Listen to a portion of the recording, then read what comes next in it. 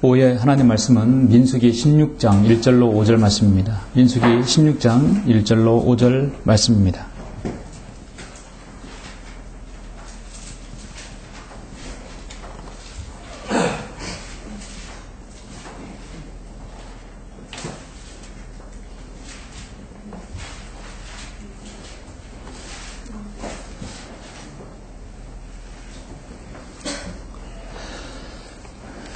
이스라엘 민족이 모세를 따르면서 모세에게 정면으로 대적하고 하나님을 대적하는 사건이 일어납니다. 민수기 16장 1절로 5절 말씀 전하겠습니다. 레이의 증손 코앗의 손자 이스라엘의 아들 코라와 또 루벤의 아들들 중에서 엘리압의 아들들 다단과 아비람과 펠렛의 아들 온이 사람들을 취하여 이스라엘 자손의 어떤 사람들과 함께 모세 앞에 일어섰으니 회중에서 유명하고 잘 알려진 사람들인 집회의 고관들 250명이더라. 그들이 모세와 아론을 거역하여 사람들을 모으고 그들에게 말하기를 너희가 너무 분수에 지나치도다. 온 회중이 각기 거룩하고 주께서도 그들 가운데 계시는데 너희가 어찌하여 주의 회중보다 너희 자신들을 높이느냐 하니 모세가 그 말을 듣고 엎드렸다가 코라와 그의 모든 동료들에게 일러 말하기를 내일 주께서 누가 자기에게 속하며 누가 거룩한지를 보여주시며 그 사람을 자기에게 가까이 나오게 하시되 곧 주께서 택하신 자를 그에게 가까이 나오도록 하시리라. 아멘. 오늘 저는 16장 전체를 들어서 설교할 것인데요. 핵심적인 1절부터 5절까지 먼저 봉독해 올렸습니다. 나머지는 제가 말씀을 전하면서 전해드리려고 합니다. 오늘 이 귀한 말씀을 위해서 잠시 기도드리겠습니다.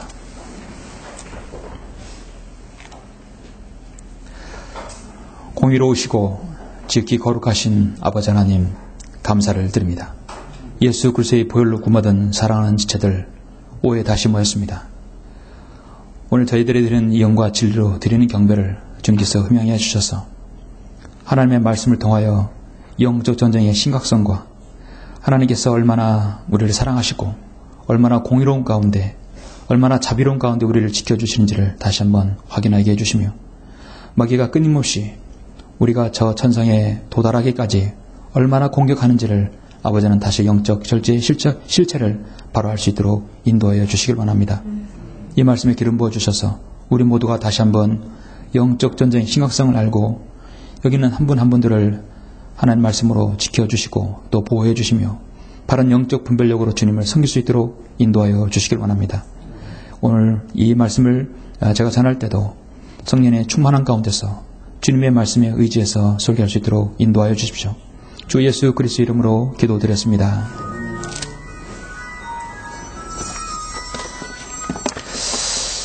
오후에 하나님의 말씀은 코라의 반역을 통한 교훈이라는 제목으로 설교하고자 합니다. 코라의 반역을 통한 교훈.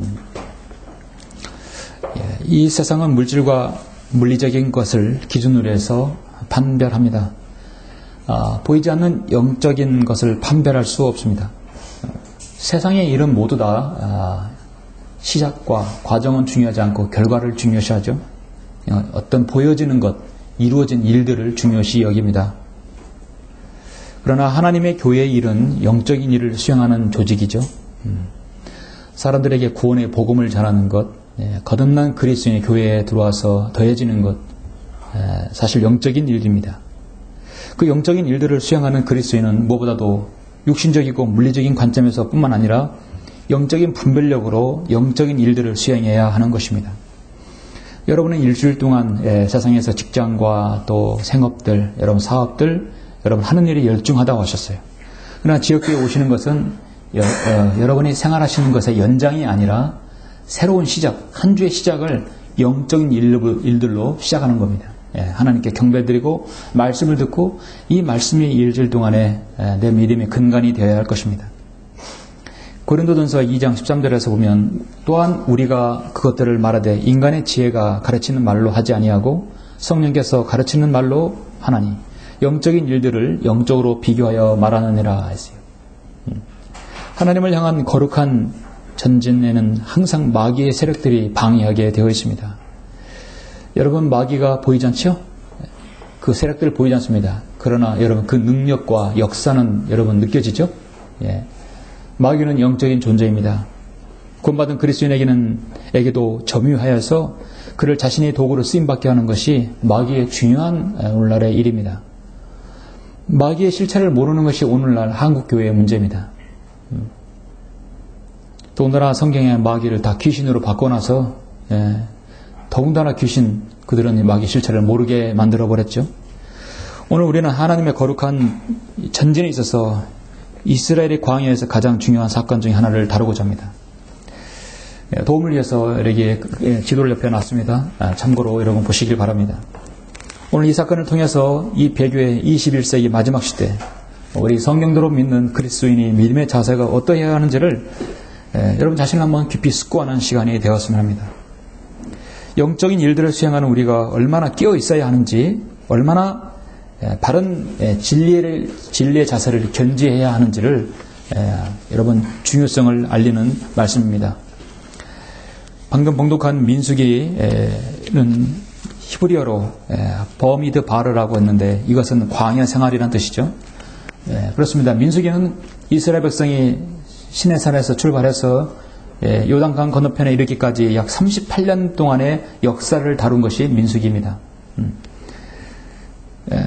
고센 땅을 떠나서 홍해를 건너가지고 시내산에서 십계명을 받아가지고 바로 쭉 올라가면 바로 가나안 땅인데 왜 하나님께서는 카데스 바네에서 38년간을 돌게 하고 왜 암몬을 건너서 요단강을 건너서 가나안 땅으로 들어가게 했을까?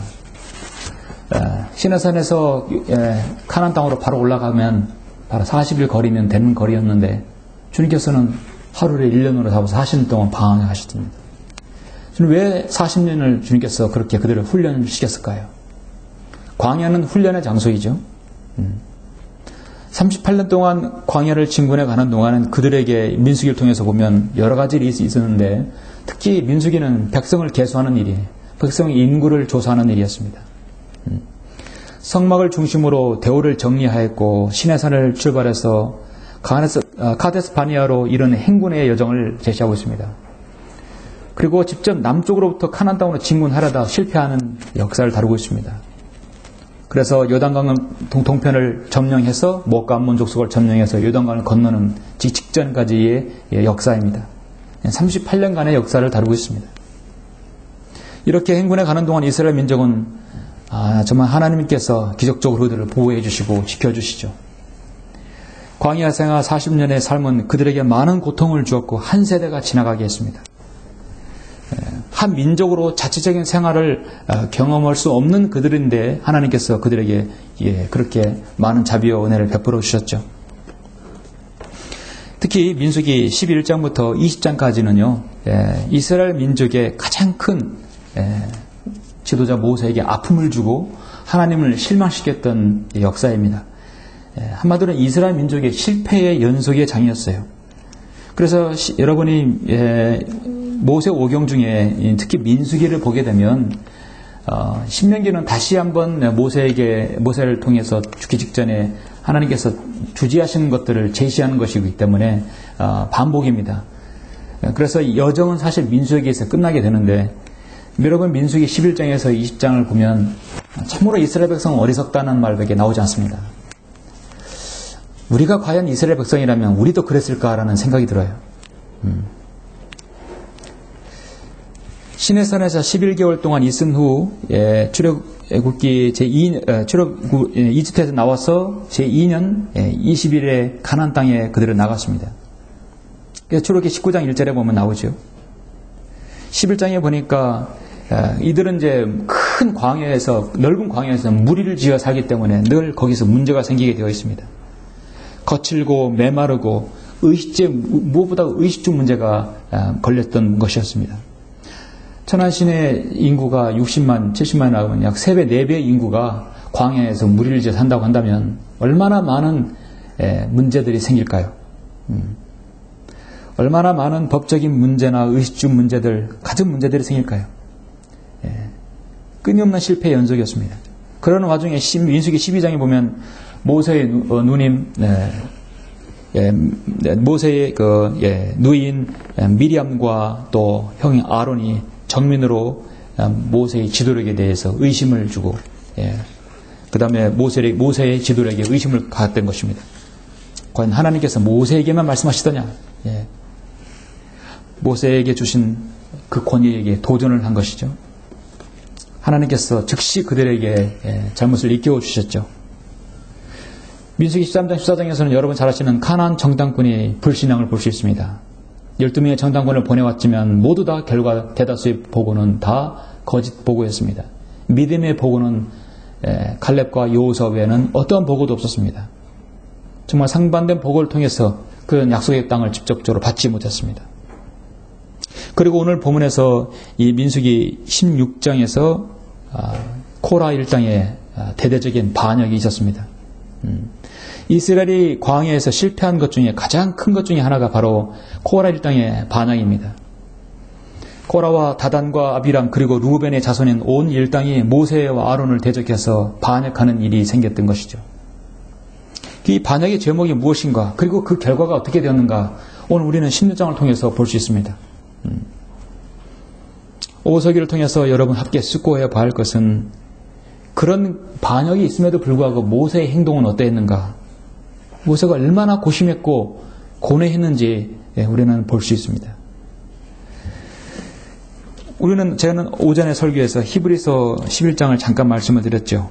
믿음으로 모세는 태어났을 때 출중한 아이로 보였기에 그의 부모가 3개월 동안 숨겼으니 이는 그들이 왕의 명령을 두려워하지 않았기 때문이며, 믿음으로 모세는 장성하여 파라오의 아들이라 칭함을 거절하고 잠시 동안 죄의 낙을 누리는 것보다 오히려 하나님의 백성과 함께 고난받는 것을 택하였고, 그리스도의 능력을 이태의 보아들보다 더 큰 재물로 여겼으니 이는 그가 상주심을 바라보았습니다 했습니다. 믿음의 정말 사람이었습니다. 오늘 이제 민수기 16장을 저는 여러분에게 사건을 소개하면서 이스라엘 지도자 모세의 생애가 자신이 그 모세가 40년 동안 이스라엘 백성을 이끌면서의 가장 정말 치열한 한 전쟁의 한 단면을 봅니다. 그 전쟁은 뭐냐면 다른 이방 민족과의 전쟁이 아니라 내부적인 문제였다는 것이죠. 이방 민족과의 육신적인 어떤 전쟁은 참으로 치열했죠. 그러나 더 큰 문제, 모세의 마음을 가장 슬프게 하고 안타깝게 하고 정말 하나님께 더 간절한 부르짖게 했던 바로 전쟁은 내부적인 바로 코라 일당의 반역을 일어나는 전쟁이었던 것입니다. 항상 문제가요, 언젠가 설교하였듯이 문제는 내부적인 문제가 더 커요. 그 문제로 인해서 결국 그 안에서 썩어 들어가는 것이에요. 우리나라는 삼면의 바다에 둘러싸여 있고 다 열강들에 있었어요. 일본, 중국, 바로 위에는 북한이 있습니다. 계속 핵으로 위협하고 있습니다. 계속 어떤 절기만 되면 시험 되면 김정은은 깐죽거리는 것이에요. 그런데 더 큰 문제는 북한의 그 어떤 도발 위험성보다도 우리나라 내부에 있는 종북 좌파들이 문제입니다. 끊임없이 어떤 사건이 일어나면 그걸 빌미 삼아서 이 나라 체제를 전복시키려는 그런 악한 무리들이 있는 것이죠. 그들이야말로 그것이 바로 공공의 적이라고 저는 믿습니다.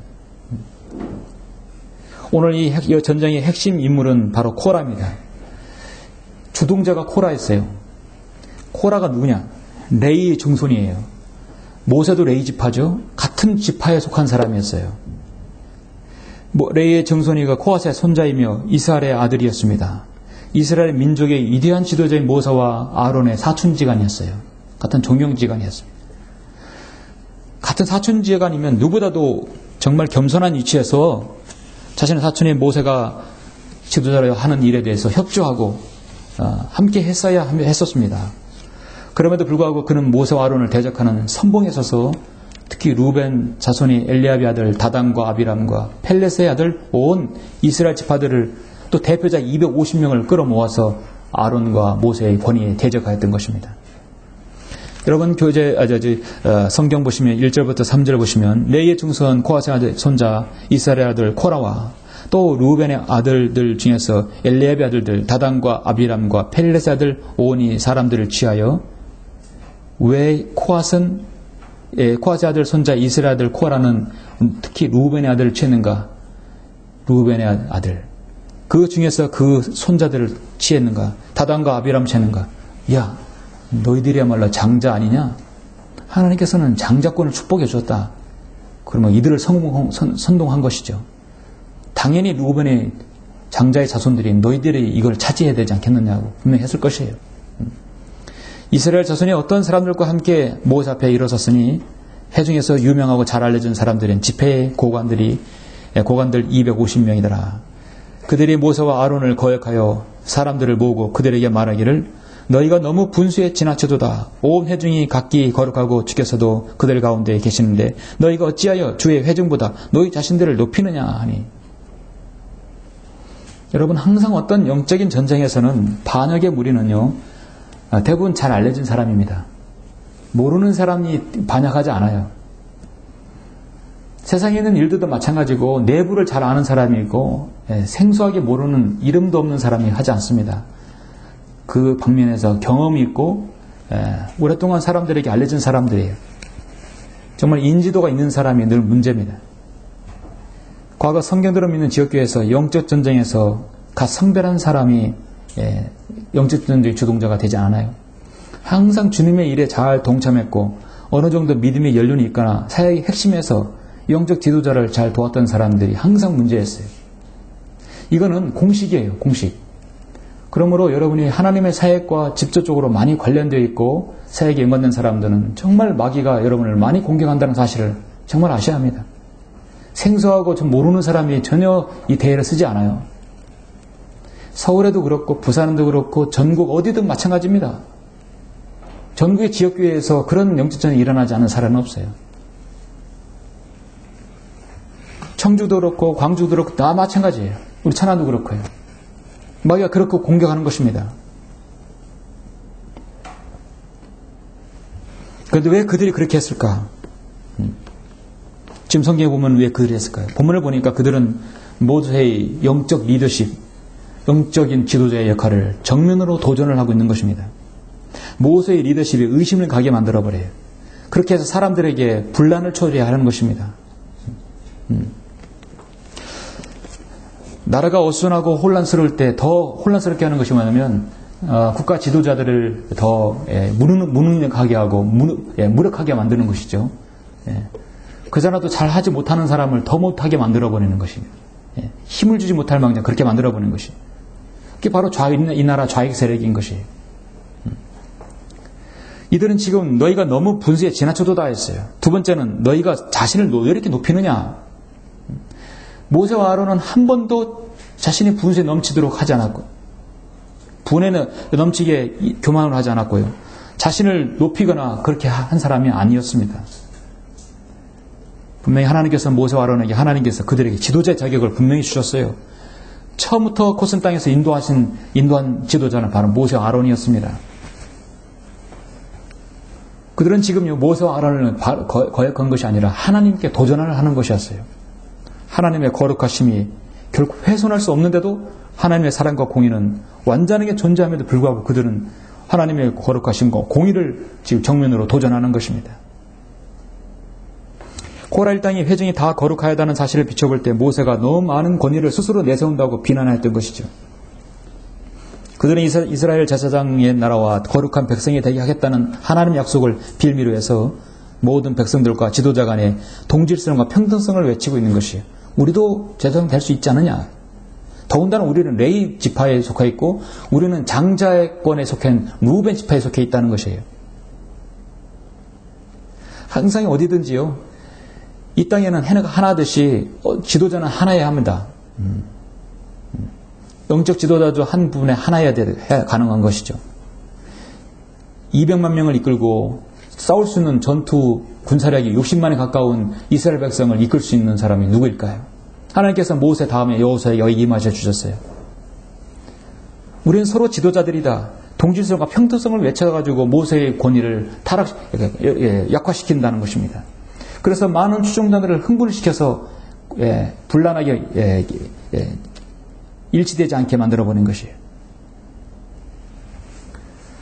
코라는 한 개인의 욕심을 이상 하나님의 주권, 공의와 거룩함에 지금 반역하는 결과를 초래하고 있는 것입니다. 우리 그리스도인은 언제든지 주님께서 오신 사람들에 의해서 사람들에 대해 무리를 짓는 일과 불만을 품는 것에 조심해야 합니다. 곧 그것은 마귀의 덫에 걸리게 되는 일이 되는 것이죠. 오늘 이 핵심이 되는 인물은 육신적인 신분이고 또 종교적으로 선택된 레위 지파라는 점.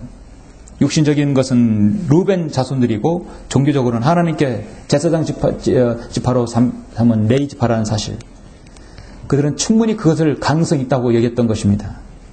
그러면서 그들은 오늘 심정에서 멸망당했고 땅에 들어가지 못하였습니다.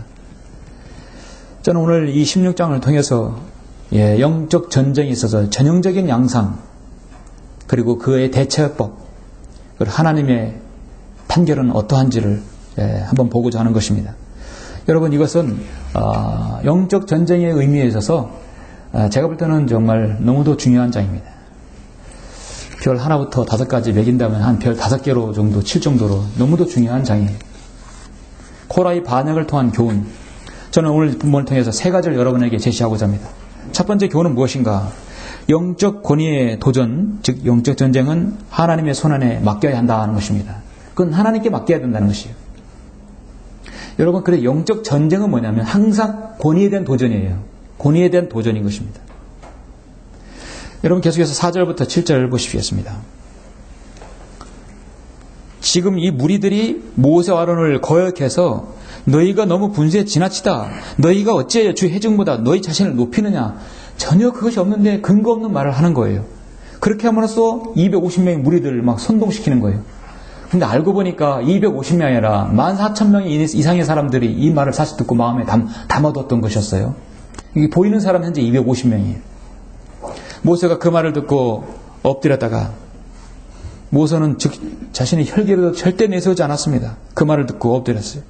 코라와 그의 모든 동료들에게 일러 말하기를 내일 주께서 누가 자기에게 속하며 누가 거룩한지를 보여주시며 그 사람을 자기에게 가까이 나오게 하시되 곧 주께서 택하신 자를 그에게 가까이 나오시도록 하시리라. 이것을 행하라. 코라와 그의 모든 동료들인 너희는 향로들을 가지고 거기에 불을 담고 내일 주 앞에서 그 안에다 향을 넣으라. 주께서 택하신 사람이면 그가 거룩하게 되리라. 너희 레위 아들들아 너희가 너무 분수에 지나치도다 하고. 자, 모세의 반응은 정확합니다. 모세가 이 코라의 일당들을 이게 들은 말은 너희가 어찌하여 주 회중보다 자신을 높이느냐. 너희가 너희 분수에 지나치도다 했을 때 모세도 역시 그대로 받아치죠. 너희가 너무 분수에 지나치도다. 그의 사촌인 모세로 인해서 그들은 사실 또 많은 덕을 보았을 거고 지도자 격에 들어갔을 것이에요. 그리고 사람들로부터 많이 알려지게 되었어요. 그들은 그 분수에 너무 지나치게 지금 반역을 하는 것이었습니다. 여기서 5절 보니까 내일이라는 말이 나오고 7절에 내일이라는 말이 나오죠. 여러분, 내일. 모세가 내일이라 당장이라도 할 수 있었던 문제지만 내일이라는 건 왜 내일이라고 했을까요? 그들에게 기회를 주기 위함인 것입니다. 아, 우리가 지금 잘못 생각하고 있구나 하는 걸 기회를 주고 돌이키기 위함인 것이었습니다. 자신이 휘하에 있는 사람들이 자신에게 권위를 정면으로 도전할 때 여러분 화가 치미지 않는 사람이 어디 있습니까? 더군다나 이 민족을 이끌어야 될 상황에서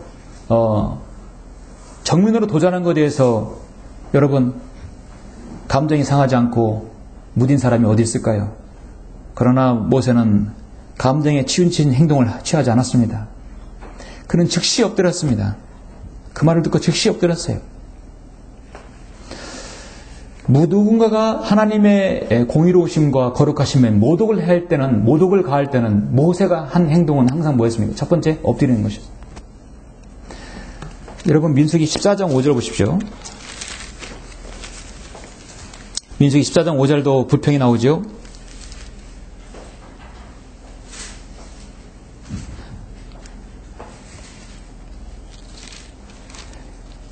지금 보면은 모든 회중이 목소리를 높여 부르짖으며 백성이 그 밤에 울더라. 모든 이스라엘 자손이 모세와 아론에 대해 불평하고 또 온 회중이 그들에게 말하기를 차라리 우리가 이집 땅에서 죽었더라면 아니면 우리가 광야에서 죽었더라면 어찌하여 주께서 우리를 이 땅으로 데려다가 칼에 쓰러지게 하시며 우리의 아내들과 우리의 자식들이 먹이가 되게 하시는가? 우리가 이집트로 돌아가는 것이 더 낫지 아니하냐? 그들이 서로 말하기를 우리가 한 대장을 세워서 이집트로 돌아가자. 이렇게 막 선동적인 무리가 있을 때 모세가 하는 행동은 무엇입니까? 그러자 모세가 아론이 이스라엘 자손들 온 회중의 집회 앞에서 엎드리더라. 이것이 바로 모세의 첫 번째 행동이었습니다. 엎드리더라. 여러분 좀 넘겨서 민수기 20장을 보시겠습니다. 또 불평이 나왔어요. 우리 형제들이 주 앞에서 죽었을 때 우리도 죽었더라면 어찌해 너희가 주의 회중을 이 광야로 데려와서 우리의 가축을 거기서 죽게 하느냐. 20장 5절 보니까 어찌하여 너희가 우리를 이집트에서 나오게 이 약한 곳으로 데려왔느냐. 이곳에는 씨 뿌릴 곳도 무화과나무들도 포도나무들도 송로나무들도 없고 마실 물조차 없도다. 6절 보니까 모세와 아론이 그 집회에서 떠나 회중의 성막문에 가서 엎드리니 주의 영광이 그들에게 나타났더라. 모세는 백성에게 엎드리고 하나님께 엎드렸어요. 엎드리는 것이 그의 첫 번째 일이었습니다. 참으로 겸손한 자세의 하나님의 사람이요 정말 겸손한 지도자의 본을 보이죠. 이런 지도자는 절대 백성 앞에 군림하지 않아요. 분수에 지나치는 행동을 하지 않습니다. 사람들을 다스리면서도 지도자이면서도 오히려 섬기는 사람이었다는 사실이에요. 자, 그럼 내일 보자. 내일 누가 하나님의 사람들인가? 하나님께서 판단하실 것이다. 하나님의 지시를 기다리고 위탁하였던 것입니다. 내일이라는 얘기는 모든 거냐면 하나님께 모든 걸 맡긴다는 얘기거든요. 하나님께서 관장해 주시라는 것입니다.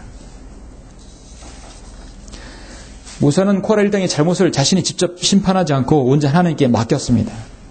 인간의 모든 선악간의 모든 일은 하나님께서 판단하시는 겁니다. 그래서 우리는 영적 전쟁이 일어나고 개개인별로 어떤 문제가 일어나면 그걸 먼저 하나님께 맡겨야 돼요. 예. 기도해야 되는 것이죠. 임무를 우리가 하나님께 맡깁시다. 모세는 자신이 행하는 사역에 대해 스스로 자신이 변명을 하지 않고 그 판단을 하나님께 의뢰하였던 것입니다. 욥기 34장 12절에 보면 정령 진실로 하나님께서는 악을 행하지 아니하시며 전능하신 분은 심판을 왜곡하지 아니하시리라. 여러분 영적인 일들을 인간이 판단이 아니라 하나님께 맡긴다는 것은 당연한 거죠. 예. 심판의 보좌에 앉은 왕은 그의 눈으로 모든 악을 훑어버리시느니라. 하나님께서 판단하시는 거예요. 우선은 자신의 생각이나 권위에 의거하여 아무것도 하지 않았습니다. 오로지 엎드려서 하나님께 가르치신 방법대로 온전히 순종하기로 마음먹었습니다.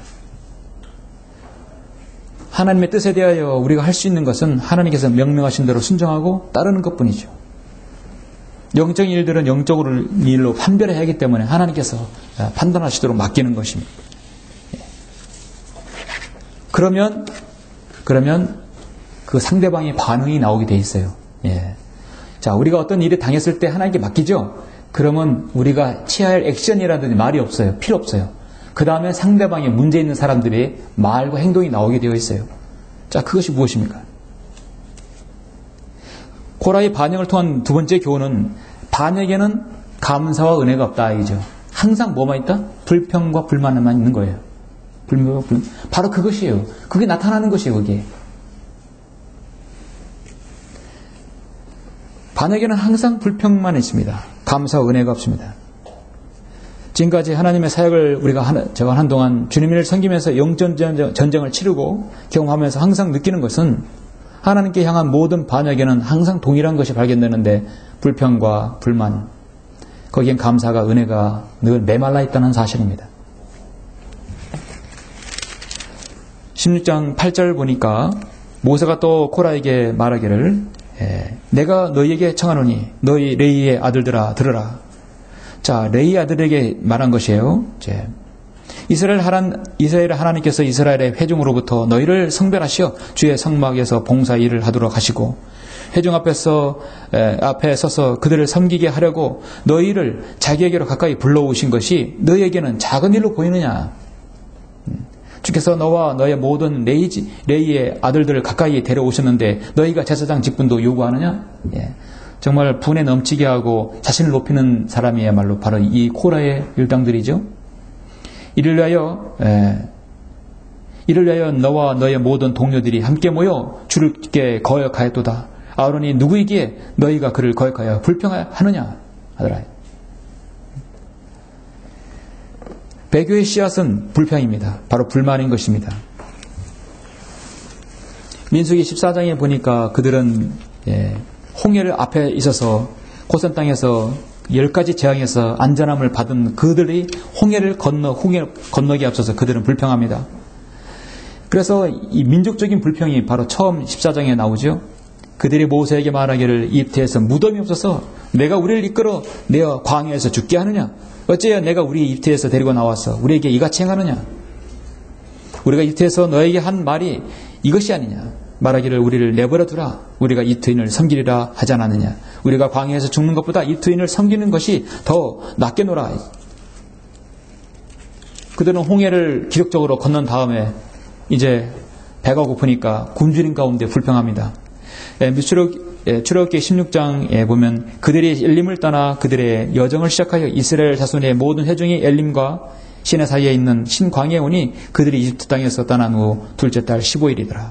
이스라엘 자손의 온 회중이 광야에서 모세와 아론에게 대항하여 불평하였는데 이스라엘 자손이 그들에게 말하기를 우리가 고기선 옆에 앉아있던 때와 빵을 배불리 먹던 때 이집트 땅에서 주의 손에 죽었더라면 좋았으리라.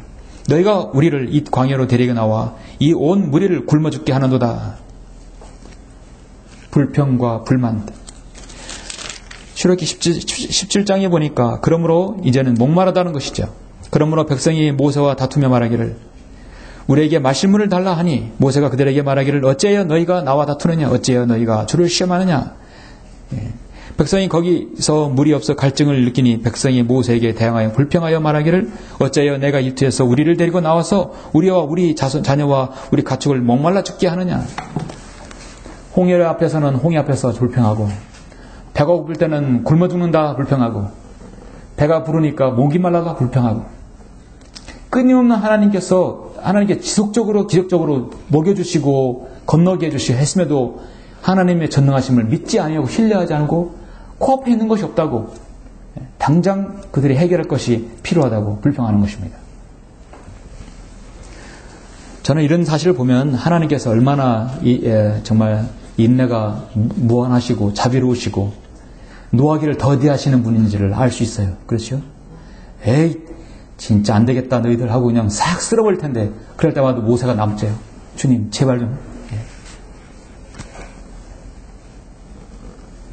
정말 이런 민족은 없을 것이에요. 이런 소수의 민족. 아직까지 여러분 2000년이 6000년이 지났지만 아직까지 그 민족이 여전히 건재하고 있다는 사실은 하나님의 자비로우심입니다. 6000년 역사를 알고도 그들은 아직 주님을 모르고 그들은 탈무드가 그들의 권익으로 작용하고 있는 거지. 그렇죠? 아직 주님을 몰라요. 이들은 철저하게 7년 대환란을 혹독하게 고난을 받아야 할 것입니다. 우리는 올라가겠죠? 예. 그들은 은혜를 몰라요. 은혜는 공로 없이 받는 호의인데 누군가 받을 자격이 없는 사람에게 무조건적으로 호의를 베풀 때 이것을 우리는 은혜라고 합니다. 예. 구약 성경에서 불순종한 이스라엘 민족을 그의 죄의 결과로 인해 구원하시는 하나님의 성품과 관련해서 또는 또 신약에서는 인류의 죄를 저와 여러분의 죄를 대속하기 위해 십자가에 지신 예수 그리스도의 구속 사역과 관련해서 사용되는 말의 용어가 은혜이죠. 예. 반역하고 불순종하는데 그럼에도 불구하고 하나님께서 죄의 완전한 용서와 영원한 생명이라는 엄청난 선물을 무가치한 그들에게 주신 것은 정말 은혜입니다. 여러분들 하나님의 은혜가 하나님께 대한 감사가 사라질 때 무엇이 나오는 줄 아십니까? 마치 시소 같은 것이에요. 감사와 은혜가 있으면 당연히 불평은 없게 되어 있어요. 불평이 내려가면 내 안에 있게 되면 감사와 은혜는 없어지게 되는 것입니다. 사탄이 어느 날 자신의 부하의 마귀들이 일을 점검하면서 마귀들이 있는 창고를 쭉 훑어봤어요. 사탄이 이렇게 창고를 보니까 많은 씨앗들이 있어요. 야, 이것들이 무슨 씨앗이냐? 예, 이것들은 성도들의 마음에 뿌릴 씨앗들입니다. 이 씨앗은 미움이란 씨앗, 이 씨앗은 두려움, 이 씨앗은 의심이란 씨앗, 이 씨앗은 절망, 이 씨앗은 용서하지 못하는 마음, 이 씨앗은 교만, 이 씨앗은 탐욕. 그리고 이 씨앗이 무엇보다도 성도들을 가장 황폐하게 만드는 씨앗입니다. 이게 바로 불평의 씨앗입니다. 결국 이것으로 인해서 스스로 멸망을 자초하게 되는 것이죠. 좋아. 그런데 너희들은 이 씨앗이 결코 이 씨앗들이 싹을 트지 않는 마음도 있다는 것을 아느냐? 아니요, 모르겠는데요. 이 씨앗들은 감사하는 마음과 은혜가 넘치는 마음에서는 절대 싹이 트지 않는다. 하나님께 대한 감사와 은혜가 있는 사람에게는 아무리 씨앗을 뿌려놔도 싹을 틔워야 되죠. 그죠? 싹 트지 않는다는 사실이에요. 요한계시록 2장에서 에베소 교회가 책망받은 유일한 것이 무엇입니까? 내가 너희의 행위와 수고와 인내를 알며 내가 어떻게 악한 자들을 용납지 아니한 것과 자칭 사도라 하지만 아닌 것들을 시험하여 그들을 거짓말쟁임을 찾아낸 것과 또 내가 참고 인내하여 내 이름을 위하여 수고하고 지치지 않는 것을 아노라 칭찬했지요.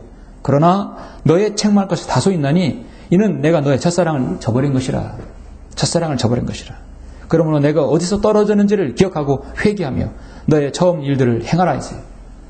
여러분의 첫사랑,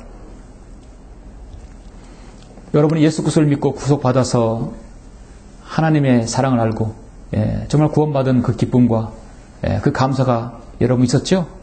여러분 그 첫사랑이 다 있을 것이에요. 그 첫사랑이 몇 년이 지나도 여러분 변치 않아야 되겠죠. 그 순간을 여러분 기억해야 할 것입니다. 남녀간에도 첫사랑이 저버리면 문제가 되듯이 우리 그리스도인도 첫사랑이 저버리면 안 되는 것입니다.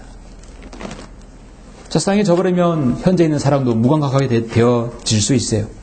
그래서 감사가 없고 은혜가 없는 것입니다. 예수 그리스도의 은혜와 하나님의 평강, 늘 그래서 사도 바울이 그 성도에게, 그 교회에게 넘치길 바라는 것이 바로 그것이죠. 은혜와 감사가 없으면, 예수님의 은혜와 하나님의 감사가 없으면 우리 그리스도인의 표가 없어지는 것이죠. 나를 위해서 질고를 진 주님의 그 큰 사랑, 그 은혜를 잊어버리면 결국 나에게 불평, 불만, 씨앗이 되는 것입니다. 어떤 교회에 불평과 불만이 있다고 한다면 그 목회자는 어떤 일도 할 수가 없어요. 사실 성경 믿는 지옥교회는 이런 일은 없죠. 없어야 되죠. 없어야 합니다. 근데 오늘날 얼마나 많습니까? 집사라는 사람들이, 장로라는 사람들이, 권사라는 사람들이 목사를 세웠다 내렸다 마음대로 좌지우지하죠. 불평, 불만 있는 사람들이 있는 곳에서는 할 것이 없어요. 목회자가 나이가 너무 젊으면 경험이 부족해. 나이가 좀 많으면 너무 늙어서 젊은 세대하고 맞지 않아. 목회자가 가정에 자녀가 많으면 얘들이 너무 많구만. 없으면 교인들에게, 성도들에게 본이 돼야 되지. 목회자가 원고를 보고 설교하면 너무 딱딱하고 재미없어. 원고를 안 보면 왠지 깊이가 없는 것 같아. 저는 어떻습니까? 불만 있어요?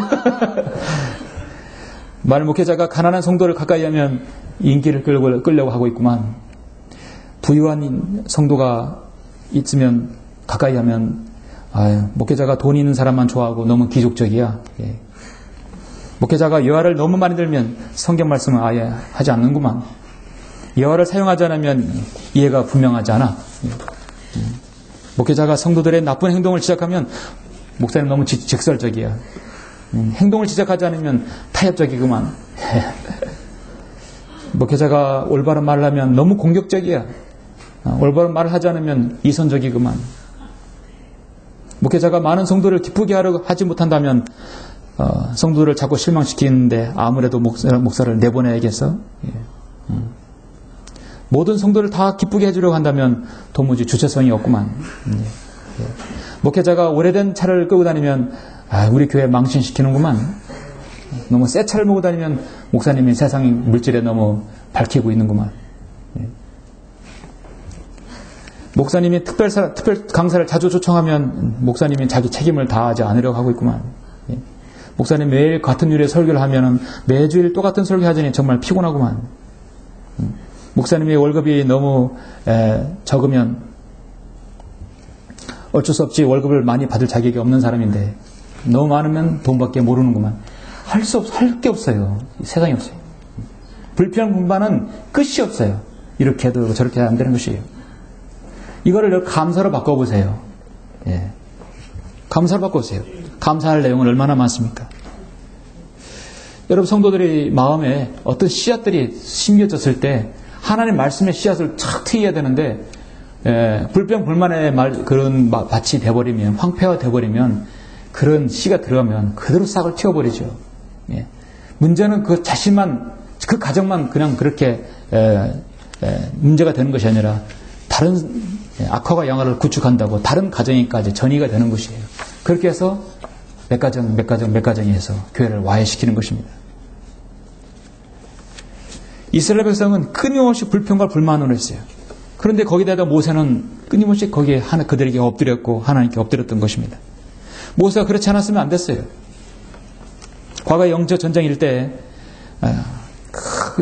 영적 전쟁의 주동자인 그 자신 친의 어머니가 잘 나오지도 않는 사람이 와가지고 교회 예배를 끝난 다음에 오늘 목사고 하나님이고 나발이고 필요 없어요. 저를 완전히 강단에서 내리치려고 사역을 시작한 사람이 전데 저는 아무 대꾸도 안 했어요. 제 상단실에 탁 엎드리기만 했었어요. 그렇게 참 힘들었던 시절이 있었습니다. 결국 그래서 몇 사람만 거기에 가담하지 않는 사람만 몇 사람 빼고 모두 다 출애시켰어요. 이들은 서울에 봉고차를 타고 올라가지고 서울에 가서 주영 목사 바꿔달라고, 우리 목사님 바꿔달라고 서울에 가서 얘기한 거예요. 이소 목사님 기가 차죠. 내가 천안 성령진흥회 단목회를 내가 세우고 내리는 사람이냐? 하나님께서 하신 것이다. 너는 돌아가라. 그래서 오는 길에 제가 그들을 서울에서 연락을 받고 한 번에 다 출애시켰어요. 그래서 30명 되는 성도들이 확 줄었죠.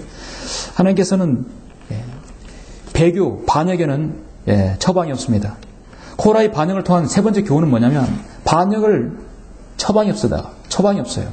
오직 심판만 있을 뿐입니다. 자, 이 코라의 무리들은 지금 정문으로 모세의 지도력, 영적 지도력에 하나님께 세우신 모세를 대적하라고 드는 것입니다.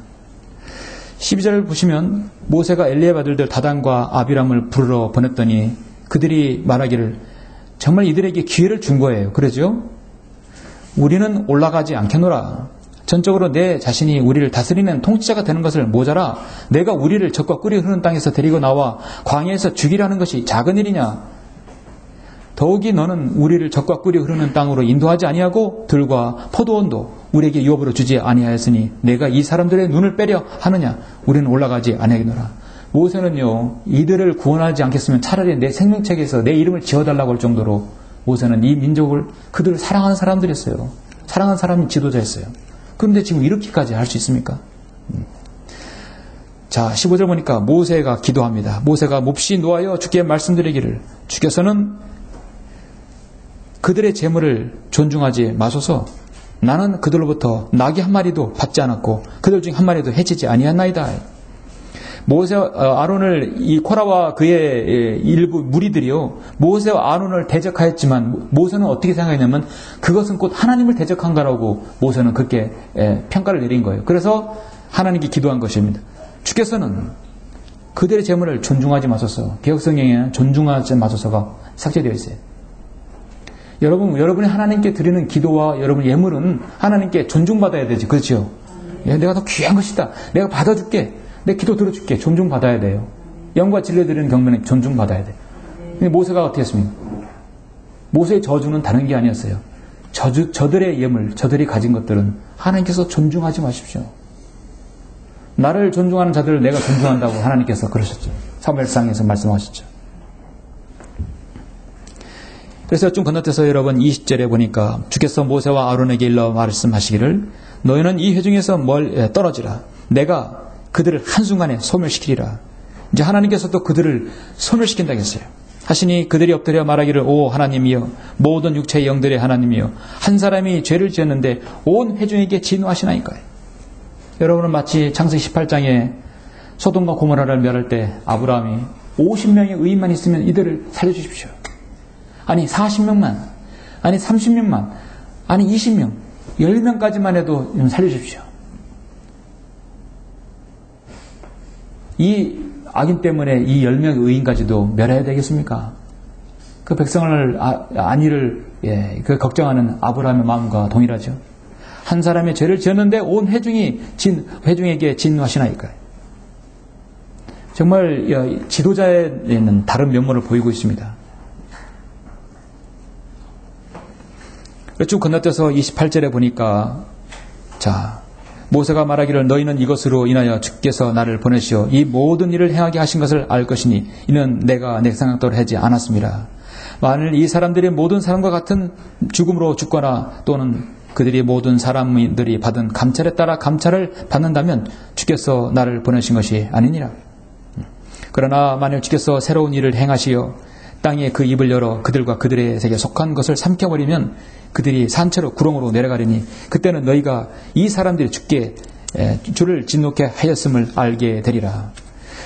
그가 이 모든 말을 마쳤을 때 그들의 밑에 있는 땅이 갈라지고 땅이 그 입을 벌려 그들과 그들의 집과 고라에게 속한 모든 사람들과 그들의 모든 물건들을 삼키니라. 그들과 그들에게 속한 모든 것이 산채로 구렁으로 내려가고 땅이 그 위에서 닫아버리니 그들이 회중 가운데서 멸망하니라. 그들 주위에 있던 온 이스라엘이 그들의 부르짖음을 듣고 도망하여 말하기를 땅이 우리도 삼킬까 두렵다 하더라. 또 주께로부터 불이 나와서 향을 피우던 250명을 소멸시키더라. 하나님의 불이 그들을 소멸시켰고 이 코라의 무리들을 그냥 바로 이 산채로 그냥 구렁으로 내려갔다는 얘기죠. 어디로 갔다는 얘기일까요? 바로 지구로 떨어진 거예요. 그냥 땅이 벌어짐으로써 그대로 그냥 지구로 떨어진 것이. 그리고 나머지는 250명을 불로 소멸시켰다는 것입니다. 여러분, 그랬어요. 불은 뭐냐면 불은 심판의 상징입니다. 불은 심판의 상징이에요. 우리가 그리스도 심판상 앞에서도 불로 지나갑니다. 하나님 앞에 선한 행위는 남고 악한 행실은 다 타버리는 것입니다. 예. 하나님 앞에 예수 그리스도의 복음을 거절하고 받아들이지 않은 자는 심판과 영원한 지옥으로 떨어지겠어요. 지옥으로 가게 돼요. 1000년 동안 지옥에서 멸망당하는 고통당하는 것입니다. 1000년 후에 그들은 영원한 불못으로 떨어져서 불과 유황이 타는 곳에서 영혼을 보내야 합니다. 배교에는 심판만이 있습니다. 돌이키지 않으면 심판밖에 없습니다. 심판하시는 이유는 하나님께서 공의로운 하나님이시기 때문입니다. 심판하지 않으면 하나님께서 무능한 하나님이며 공의롭지 않은 하나님으로 인정되기 때문입니다. 하나님께서 친히 이스라엘 지도자를 세우시고 하나님의 도구로 삼으신 모세와 아론을 대적하는 이 코라 일당의 죄악은 하나님께서 자신의 권위에 도전한 것으로 받아들인 것이죠. 그들에게 심판만이 유일한 처방인 것입니다. 심판하시는 중요한 이유는 나머지 백성들을 선의의 피해가 없게 하기 위해서인 것입니다. 하나님께 심판하지 않으시면 또 다른 반역이 또 일어났을 것이에요. 그렇죠? 예. 선한 성도들을 보호하기 위한 조처인 것입니다. 잠언 19장 29절에서 심판은 거만한 자들을 위하여 준비된 것이라 했어요. 어리석은 자들의 등을 위하여 준비된 것이니라. 성도들을 혼동케 하는 것을 방지하기 위해서입니다. 적은 누리기에 온 누룩을 부풀게 한다고 했었어요. 고랑의 일당에 대한 하나님의 심판은 그들이 행한 대로 받은 것일 뿐입니다. 예. 하나님께서는 사람을 외모로 보이지 않으시고 중심을 보시죠.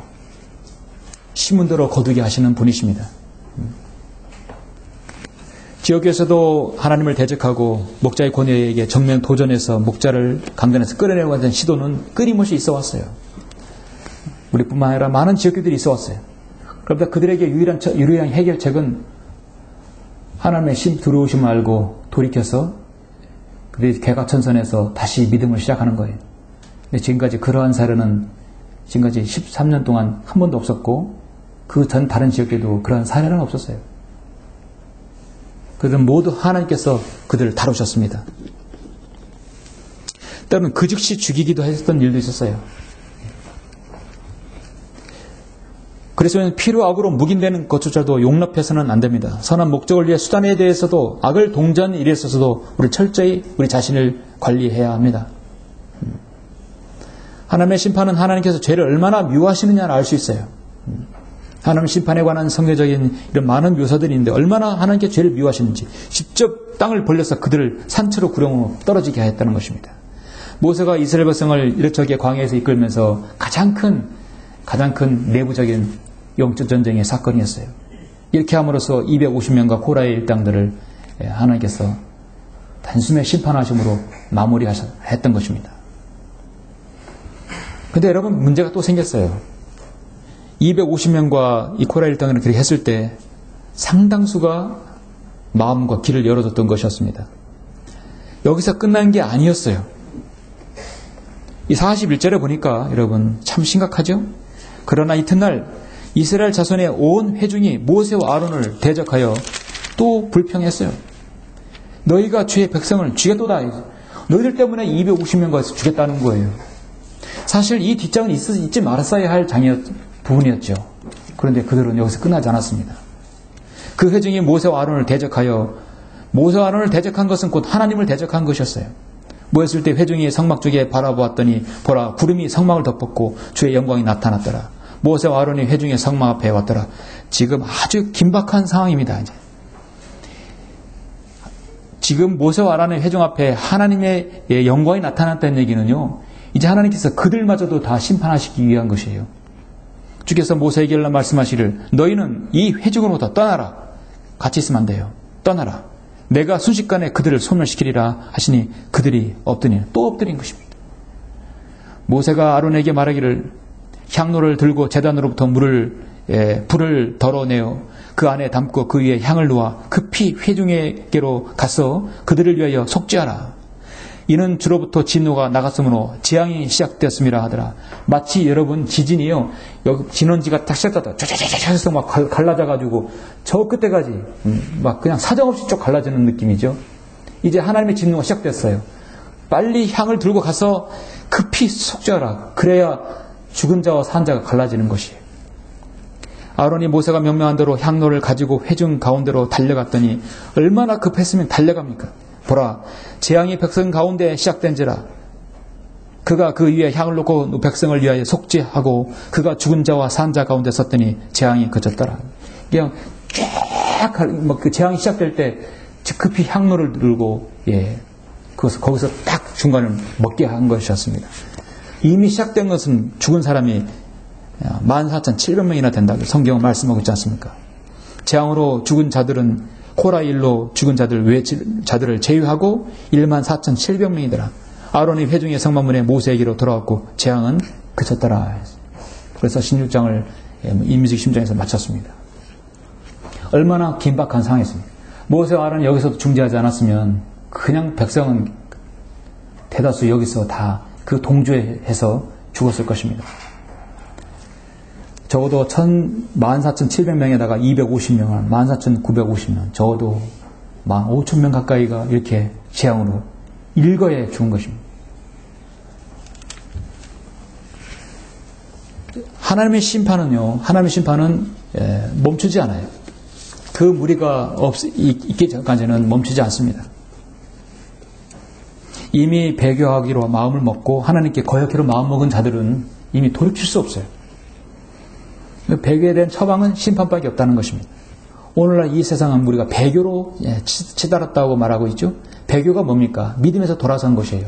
오전에 믿음에서 말씀드렸지만 믿음에서 돌아선, 하나님께 바로 섰다가 돌아서 버린 거죠.